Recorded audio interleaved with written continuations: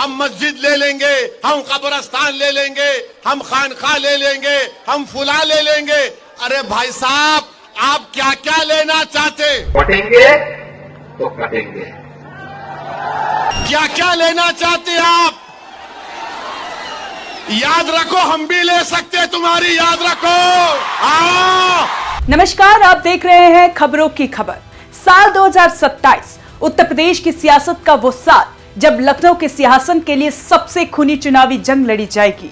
एक तरफ बुलडोजर बाबा यानी योगी आदित्यनाथ का अभेद्य किला है, तो दूसरी तरफ हैदराबाद से चलकर आए असदुद्दीन ओवैसी का वो आक्रामक तेवर जो यूपी के समीकरण बिगाड़ने के लिए तैयार है। क्या 2027 में ओवैसी योगी के विजय रथ को रोक पाएंगे या फिर ओवैसी की एंट्री ही बीजेपी की जीत की गारंटी बनेगी? आज हम खबरों की खबर में खोलेंगे 2027 की वो फाइल जिसे देख दिग्गजों के पसीने छूट रहे हैं।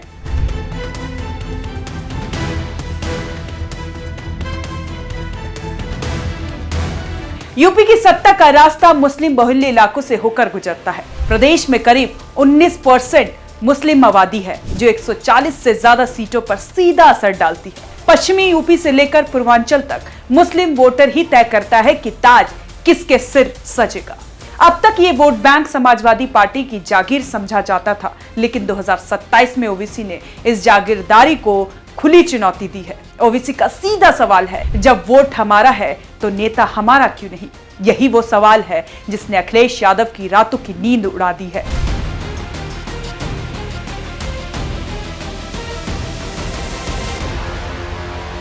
अक्सर आरोप लगता है कि ओवैसी बीजेपी की बी टीम है। तर्क दिया जाता है कि ओवैसी जहां जहां चुनाव लड़ते हैं वहां मुस्लिम वोट बट जाता है और बीजेपी आसानी से जीत जाती है। लेकिन क्या ये वाकई इतना सीधा है?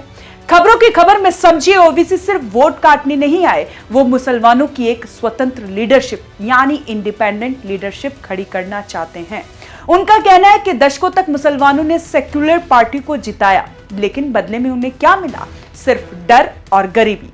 ओवैसी इसी गुस्से को वोट में बदलना चाहते हैं, भले ही इसका सीधा फायदा बीजेपी को जाए।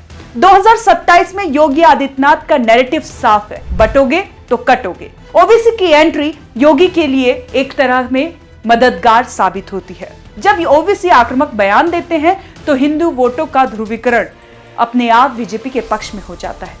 लेकिन ओवैसी भी मंझे हुए खिलाड़ी हैं।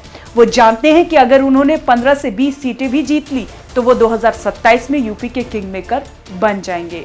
योगी को मात देना आसान नहीं है, क्योंकि उनके पास प्रशासन, कानून व्यवस्था और हिंदुत्व का ट्रिपल कॉम्बो है।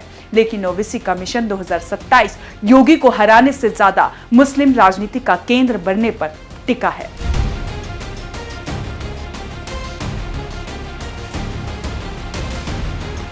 तो क्या 2027 में योगी आदित्यनाथ फिर से इतिहास रचेंगे या ओवैसी अखिलेश के खींचतान में यूपी की राजनीति कोई नया मोड़ लेगी? अगर ओवैसी मुस्लिम वोटों का 20% हिस्सा भी अपने साथ ले गए तो यकीन मानिए अखिलेश यादव के लिए सत्ता का सपना ही रह जाएगा और यही योगी आदित्यनाथ की सबसे बड़ी ताकत बनेगी। यूपी की सियासत अब उस मोड़ पर है जहां एक एक वोट के लिए खून पसीना एक होगा। 2027 का ये संग्राम तय करेगा कि यूपी बुलडोजर की रफ्तार चुनेगा या पतंग की उड़ान। आपको क्या लगता है? क्या ओवैसी सिर्फ बीजेपी को फायदा पहुंचा रही है? अपनी राय हमें कमेंट बॉक्स पर जरूर बताएं। देखते रहिए खबरों की खबर। अगली बार फिर मिलेंगे एक नए खुलासे के साथ। धन्यवाद।